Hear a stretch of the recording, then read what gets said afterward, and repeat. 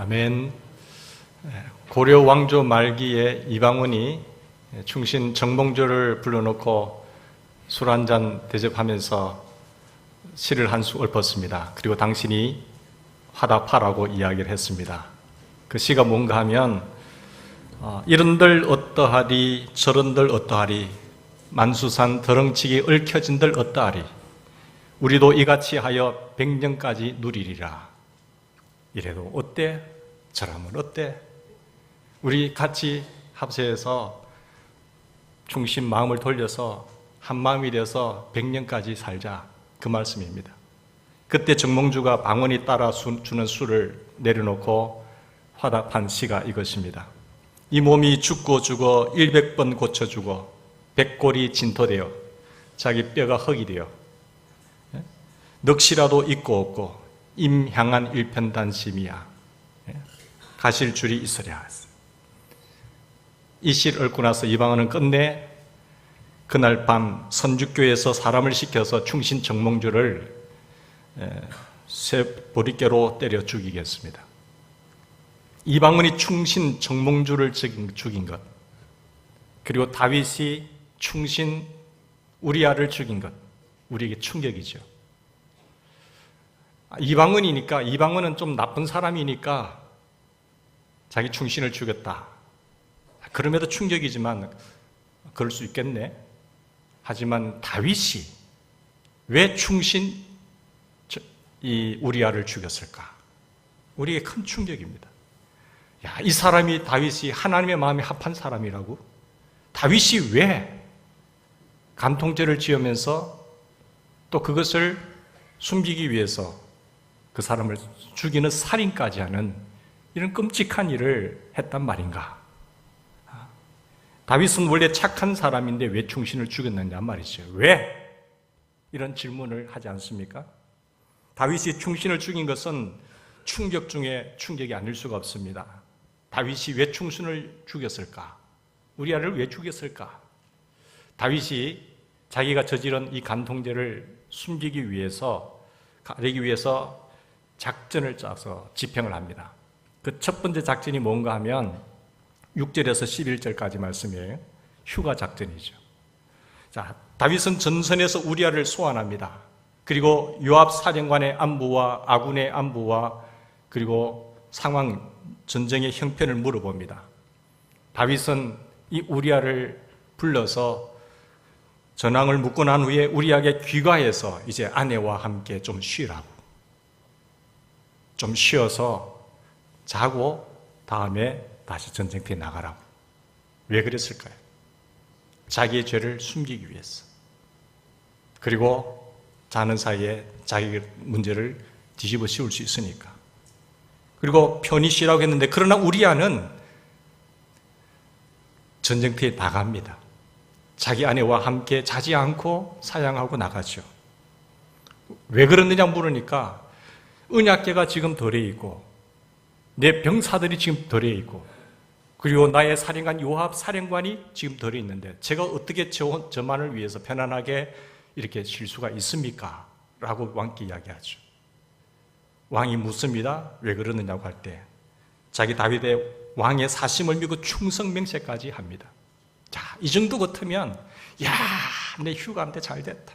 이 전치 상황에 왕이 나를 알아주어서 너무 잘 됐다라고 얼마든지 갈 수 있잖아요, 집으로. 근데 나라를 생각하고 자기의 어떤 병사들을 생각하고 자기의 사령관을 생각해 볼 때에 그럴 수 없다는 것입니다. 나 혼자 그렇게 할 수 없다는 거예요. 우리아는 그야말로 이스라엘의 정몽주입니다. 정몽주는 혈연적으로 한민족의 순수 혈통이었습니다. 그렇지만 우리아는 이스라엘의 순수 혈통이 아니라 이방인 히타이트 족속이라 정몽주보다 더 대단한 충성인 사람이라고 볼 수가 있습니다. 우리도 자신도 모르게 너무 다윗 편을 설지 않습니까? 다윗 대단하지, 다윗 참 훌륭하다. 우리도 알게 모르게 하도 좋은 소리 들어가지고 다윗 편을 들어요.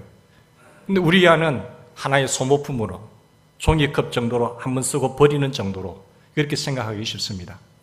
그러나 예수님의 그 족보를 이야기하고 있는 마태복음 1장과 누가복음에 보면 예수님의 메시아 족보에 우리아가 들어있습니다.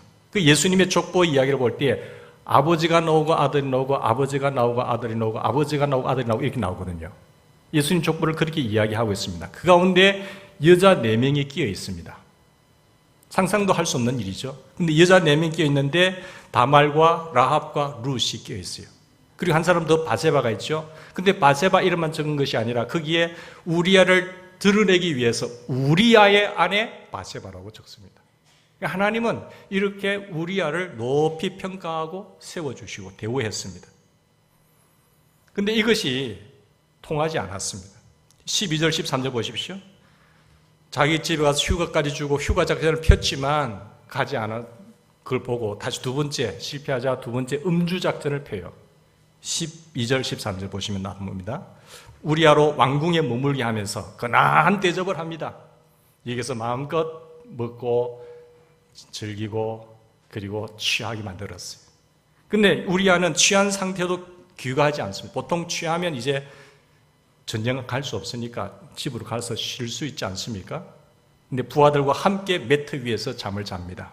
술에 취하도 우리아의 충성심은 변하지 않았습니다. 여기도 실패했습니다. 세 번째 작전, 살해 작전을 취합니다.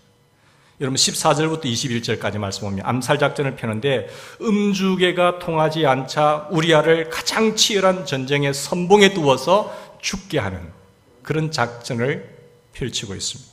그리고 그 편지를 최전방에 가서 서라고 하는 편지를 우리아의 손에 들려서 사령관 요압에게 전달하라고 이야기합니다. 근데 그 편지의 내용을 우리아가 알았을까요? 몰랐죠. 만약에 알았다고 한다면 그렇게 할 수가 없어요. 근데 사실 다윗이 충신 우리아를 살려두면은 자기 죄가 드러날까봐 우선 우리아가 왕이 내 부인을 건드려? 그러면서 완전히 획 돌았을 거예요. 그래서 왕에게 대들었을 것입니다. 그런 질투심에 치를 떨었을 것이라는 것을 예상하는 거예요.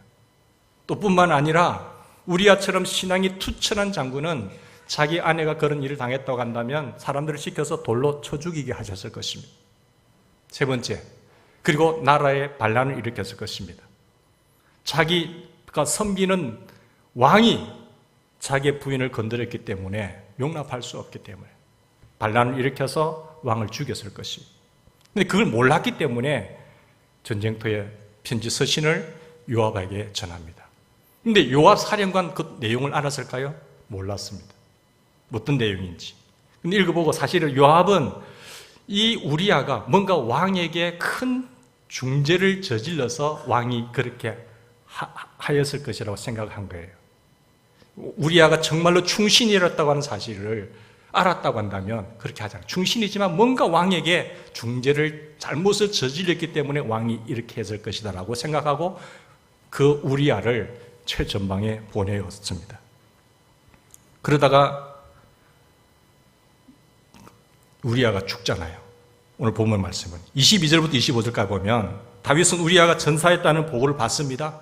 그 보고를 받고 보통 사람 같으면 내 충신이 죽었으니까 슬퍼하며 애가하며 이렇게 장례 분위기를 만들 거잖아요. 그런데 그 소식을 전한 사람 소리를 듣고 뭐라고 이야기하죠? 전쟁은 그렇게 죽는 거야. 속으로 잘 됐다는 듯이. 전쟁은 그렇게 잘 죽는 거야. 덤덤한 반응을 보여요. 무마 작전을 핀 거예요. 자, 그러면서 마지막 작전이 26절부터 27절까지 보면 탈취 작전이에요. 우리아의 장례를 끝낸 뒤에 바세바를 자기의 부인으로 탈취합니다. 그 남편까지 죽은 마당에 바세바를 데려온들 누가 어찌하라는 마음이죠. 누가 나를 건드려? 다윗이 왜 충신 우리아에게 특별 휴가를 주었을까요? 다윗이 그 충신인 우리아를 최전방에 배치해서 죽게 하라고 지시했을까요? 왜? 다윗이 우리아를 속여서 자기의 간통죄를 우리아에게 떠넘길 수 있다고 생각했기 때문에 그렇습니다. 근데 그것이 실패하자 우리아를 죽여버리면 아예 문제의 근원을 제거하여서 그 부인을 자기의 부인으로 들일 수 있기 때문에 이런 작전을 집행한 겁니다. 그러나 정말 다윗이 자신의 간통죄를 영원히 은폐하는 작전에 성공했습니까? 성공하지 못했습니다. 다윗이 자신의 문제의 뿌리를 완전히 뽑아버리는 데 성공했느냐? 정말 안전하게 바세바를 자신의 아내로 영구히 소유하게 되었습니까? 27절 보십시다. 오늘 마지막 절 보시면 같이 다시 한번 읽겠습니다. 시작. 그 장례를 마침에 다윗이 사람을 보내 그를 왕궁으로 데려오니 그가 그의 아내가 되어 그에게 아들을 낳으니라. 다윗이 행한 그 일이 여호와 보시기에 악하니라. 다윗이 행한 그 일이 여호와 보시기에 악하다고 했어요. 하나님은 보고 계셨어요. 사람들의 눈은 속였습니다. 그리고 자기 작전이 성공했습니다. 근데 하나님이 나를 보고 있다고 하는 사실을 놓친 거예요. 다윗은 자신의 간통죄를 사람들에게 은폐하는 데 성공했다고 생각했지만 하나님에게는 은폐할 수가 없었습니다. 하나님은 여러분 은밀한 중에 보시는 분이십니다. 은밀한 중에 보신다고 주님 말씀하셨어요. 그리고 하나님은 갚으십니다. 은밀한 중에 보시는 하나님이 갚으세요.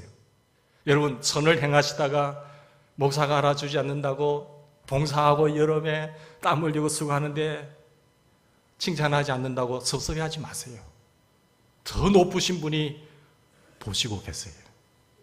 그리고 여러분의 수고와 땀을 선한 사업을 선교하는 사업을 보십니다. 한 생명을 사랑하고 영혼을 향하여 복음을 전하는 그 마음을 주님은 보시고 계세요. 그리고 하나님은 갚아주세요. 그것을 여러분 믿으셔야 돼요. 이 믿음이 없으면 선을 행하다가 낭망합니다. 그리고 주저앉아 버려요. 실망합니다. 근데 하나님은 은밀한 중에 보시고 반드시 보상하십니다.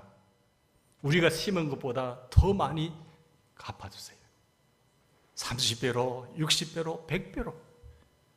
주일 하면서 내가 실패했다고, 내가 주님의 일 하다가, 선교 일 하다가, 복음 전가하다가 망했다고 하는 사람이 있습니까?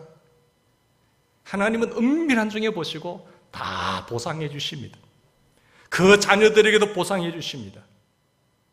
하늘나라 가면 더 큰 것으로 보상해 주시는 하나님을 믿으시기 바랍니다. 그러다가 절대로 선을 행하다가 낭망하지 마세요.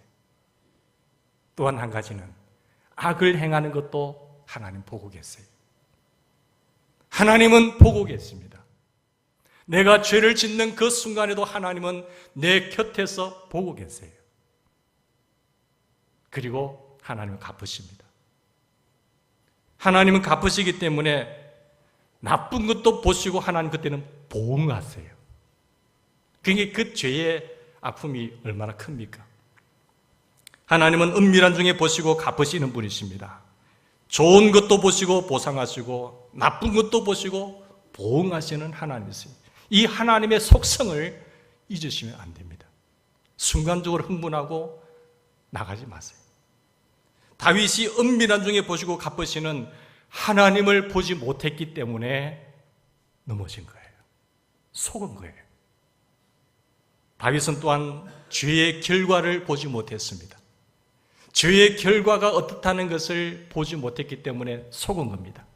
죄는 우리를 속여요. 잠언 6장 32절에 보면 이런 경고를 합니다.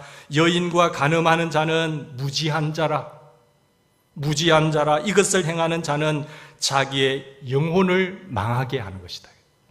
자기의 영혼을 죽이는 거예요. 자기의 영혼을 망하게 하는 것입니다.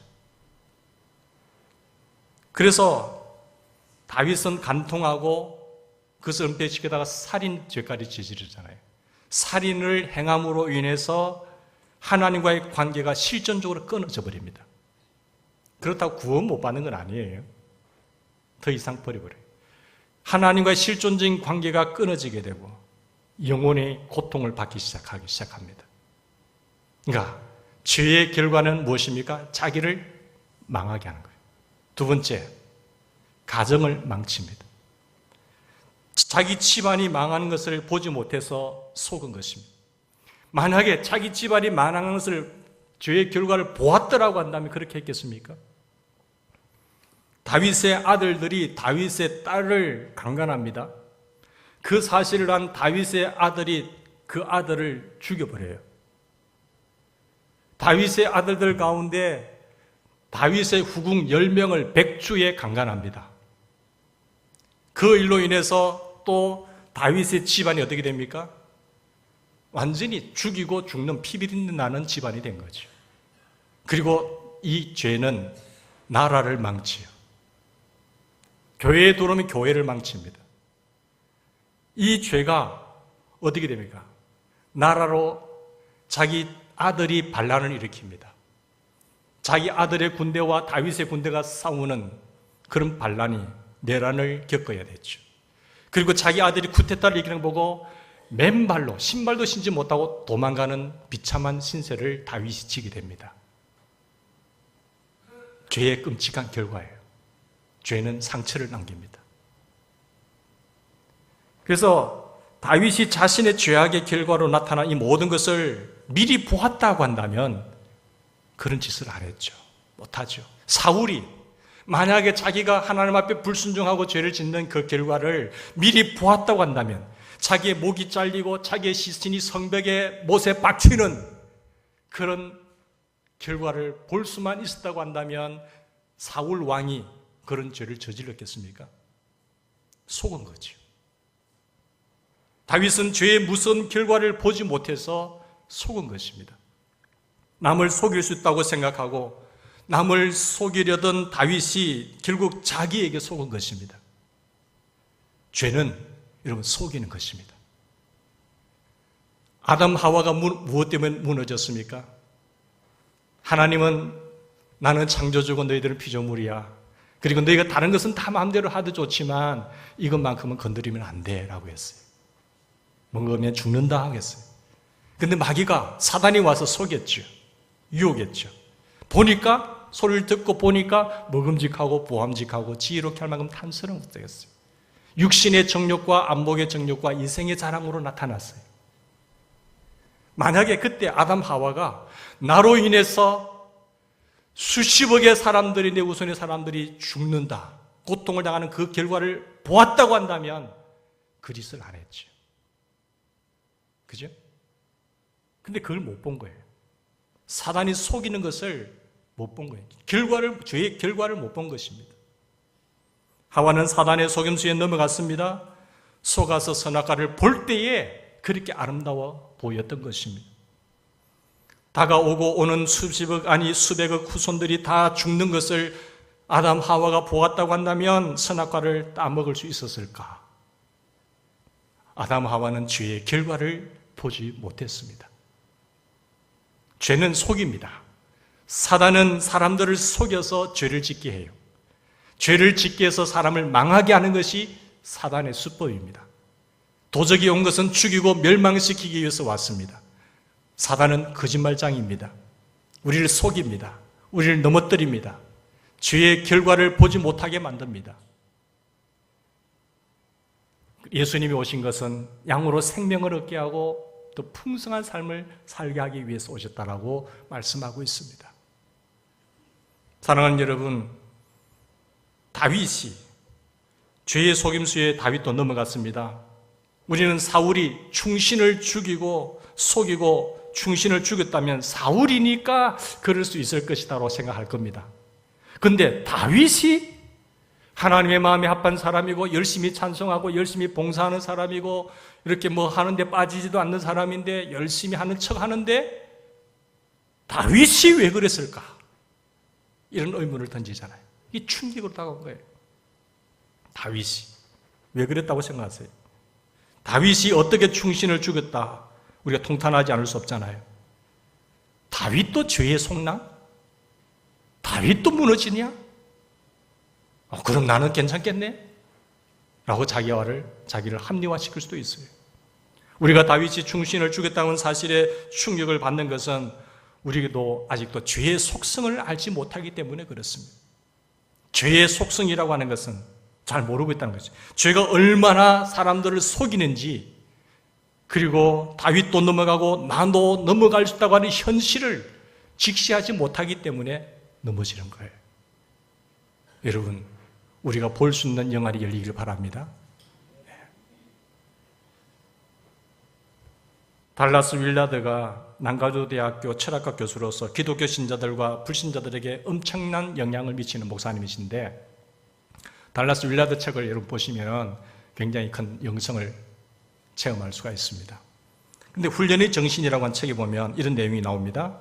남부 캘리포니아주의 윌밍턴이라고 한 도시가 있습니다. 윌밍턴은 사람들이 거기서 나서 거기서 자라고 거기서 결혼해서 어떤 집단 공동체를 형성해요. 다 압니다. 그 동네 마을 사람들끼리 결혼도 하고 태어나고 같이 살기 때문에. 근데 그렇게 가히 천국을 부르할 그런 도시에 하루는 침례가 끝나고 난 뒤에 주변에 있는 깡패들이 몰려와서 완전히 사살을 하는 거예요. 사람들이 많이 죽었습니다. 그 시신들이 한길과 보도와 잔디 위에 나뒹굴었습니다. 남자들과 여자들, 어른들과 아이들이 난사를 당하고 난도질을 당하는데 신음하고 있었습니다. 그 윌밍턴에 사는 어떤 여인이 그 상황을 보고 이렇게 말했어요. 그 공포의 장면을 보고 왜 이런 일이 일어났는가? 왜 이런 일이 일어났는가? 그렇게 고함을 치면서 통탄을 했던 것 아니겠습니까? 사람들이 어떻게 저런 짓을 하는가? 무엇을 못 받기에 이런 충격적인 질문이 나옵니까? 죄의 속성을 몰랐기 때문에, 인간의 속성을 몰랐기 때문에 이런 질문이 나옵니다. 세계에서 제일 살기 좋다는 미국에서 매 5만 명의 아이들이 사라진다는 사실을 이로 믿어집니까? 그 5만 명의 아이들이 매 사라지면서 사라진 아이들은 성폭행을 당하거나 살해당하거나 노예가 됩니다. 부모님들은 사라진 아이들의 소식을 영영히 듣지 못합니다. 미국 암거래 시장에서 백인 남자아이 한 명이 3만 불에 팔린다고 합니다. 기가 막힌 일이죠. 우리는 이와 같은 기가 막히는 범죄의 현장과 범죄의 소식 속에서 왜 이런 일이 일어나는가 하는 질문을 던지게 돼요. 저렇게 잘 사는 미국에서도 왜 이런 일이 일어나는가? 이만하면 살만한데 왜 이런 일이 일어나는가? 우리는 아주 악한 사람이 악한 짓을 할 때는 그럴 수도 있겠다고 생각합니다. 근데 착한 사람이 그런 일을 하면 어떻게 그런 짓을 해? 이해가 안 되는 거예요. 충격이 오는 겁니다. 어떻게 예수 믿는 사람이 저렇게? 우리는 존경하는 어떤 인물이 가히 상상할 수 없는 일을 행하게 되면 왜라는 질문을 던지죠. 다윗이 왜? 장로님이 왜? 목사가 왜? 라는 질문을 던져요. 왜 그렇죠? 인간의 속성 때문에 그렇습니다. 죄의 속성. 우리는 여기서 죄의 속임수를 잘 모르고 있다는 것을 스스로 드러내고 있습니다. 왜라는 질문을 던진 이유는 인간의 속임수를, 죄의 속임수를 모른다는 거죠. 인간이 죄에 얼마나 잘 속아 넘어가는지 인간의 죄성도 모르고 있다는 것을 스스로 드러내는 거예요. 인간은 연약합니다. 넘어지기 쉬워요. 오늘도 성령 충만해서 찬양 열심히 부르고 뜨거운 집회합니다. 끝나고 나서 죄를 저질러요. 절대 못 믿습니다. 예수님도 하나님의 아들이시지만 이것에 넘어지지 않기 위해서 늘 새벽 몇 명에 기도하고 그리고 계속 자기를 훈련시키잖아요. 하나님과 계속 관계를 가지고 유지하는 거예요. 구정물은 아무리 맑아도 구정물입니다. 우리 인간은요, 구정물이에요. 넘어지기 쉬워요. 예레미야 선지자는 죄의 속임수와 인간의 죄성을 훤히 들여다보면서 뭐라고 기록하고 있습니까? 탄식합니다. 만물보다 거짓되고 심히 부패한 것은 인간의 마음이니라. 만물이 더럽다고 이야기하지만 만물보다 거짓되고 부패한 것은 인간의 마음이란 거죠. 그래서 물을 지킬 만한 것보다 네 마음을 지켜라. 생명의 근원이 여기서 나온 겁니다. 내 마음을 지키지 못하면 우리는 무너지게 되고 속아 죄를 짓게 되는 것입니다. 사울의 마음만 만물되고 거짓되고 심히 부패한 것이 아닙니다. 다윗의 마음만 심히 부패하고 거짓된 것 아닙니다. 오늘 나의 마음도 심히 부패하고 더럽다는 것을 인정하셔야 돼요. 그래야 하나님 앞에 납작 엎드리게 되죠. 손들로 생각한다면, 나는 이만하면 됐다고 생각하면 우리도 넘어질 수가 있습니다. 나의 마음도 만물보다 거짓되고 부패한 이 심령이다. 주여 내 마음을 불쌍히 여겨주세요. 주님 나를 지켜주세요. 성령 하나님 나를 지켜주세요. 나를 붙잡아주세요. 끝까지 주님 부르시는 그날까지 거룩성을 지키며 올인할 수 있게 해주세요. 끊임없이 기도하시되 끊임없이 자기를 성찰하셔야 돼요. 끊임없이 우리는 깨어 있어야 되는 것입니다. 우리는 하나님의 말씀에 근거해서 인간의 죄성과 나의 죄성, 그리고 솔직하게 인정해야 됩니다. 자기의 마음을 다스리는 자는 성을 빼앗는 자보다 낫다고 했습니다. 그 어떤 일보다도 더 훌륭한 사람은 자기의 마음을 잘 다스리는 사람이에요. 이 마음이 빼앗기면, 이것이 속아 넘어가면 우리는 무너지게 되는 것입니다. 고린도전서 10장 12절에 보면 죄성이 있다는 것을 생각하면서 선줄로 아는 자는 넘어질까 조심하라 라고 말씀하고 있습니다. 우리는 다윗도 간통했는데 내가 뵐 수 있겠나 하는 식으로 자신의 음행을 정당화하는 방향으로 속지 않도록 우리는 주의해야 합니다. 다윗이 간통했다는 사실이지만 다윗이 넘어졌다고 해서 모든 사람이 다 넘어지는 것은 아닙니다. 요셉과 다윗과 똑같은 상황 속에 요셉이 있었습니다. 그가 노예로 잡혀갔을 때에 그 집안의 사람, 주인께서 계속해서 자기를 유혹했을 때에 내가 어떻게 하나님 앞에서 득죄하리까 하면서 요셉은 같은 상황이지만 이겨냈어요. 속지 않았습니다. 그래서 하나님은 요셉과 늘 함께 하셨어요. 누명을 써서 감옥에 갔습니다. 감옥에 갔지만 하나님께서 요셉과 함께 하심에 은혜를 입잖아요. 그리고 하나님께서 요셉을 높이셔서 그게 끝까지 쓰시는 것을 보게 됩니다. 처음에는 내 마음에 합한 사람이라고 칭찬도 받을 수가 있어요. 그러나 마지막이 더 중요한 것입니다. 끝까지 마지막이 더 아름다워지는 인생이 될 수 있도록 기도하며 깨어있는 우리가 되기를 바랍니다. 우리는 어느 순간이든지 넘어지기 쉬운 우리의 죄성을 인정하고 넘어질까 조심하도록 항상 경고를 받아야 됩니다. 우리는 말씀을 읽을 때에, 묵상할 때에 주야로 묵상하면서 우리는 왜 복 있는 사람이냐면 경고를 받기 때문에, 이 경고를 받기 때문에 말씀 속에서 하나님 지켜주세요. 그리고 돌았습니다. 또 주일마다 설교자를 통해서 하나님의 말씀이 선포될 때마다 경고의 메시지가 가는 거예요. 경고의 메시지가 갈 때, 이것이 하나님의 경고구나 깨닫는 것이 복 중의 복입니다. 누가 이렇게 경고의 메시지를 주겠습니까? 사탕 발린 말로 잘 됩니다, 괜찮습니다, 복 받습니다, 아무렇게나도 괜찮습니다, 믿습니까? 하면 좋아하지요. 그러나 복 중의 복은 하나님의 경고의 메시지가 날로 선포되는 것이에요. 이것이 무너지기 때문에 교회가 무너지는 것입니다. 우리는 끝까지 하나님의 음성을 듣는 그런 지혜로운 자가 되기를 바랍니다. 경고를 받고 경고를 받아들인 것만큼 넘어지지 않고 망하지 않을 수가 있습니다. 멀리 무슨 일이 생기거든 나는 저래서는 안 되겠구나. 경고의 소리를 듣고 고치시면 돼요. 그런데 그것이 또 말씀함에도 불구하고 경고의 메시지를 거절하잖아요. 거부하잖아요. 그러면 하나님께서 너 그러면 안 되잖아. 한 방 날리는 거예요. 왜 그래? 이러면서 아이고 주님 잘못했습니다. 그래도 경고를 듣지 않으면 하나님께서 그 사람 버려버립니다. 왕으로 세웠다고 하더라도 그 버려버려요. 사울 왕이 마찬가지죠.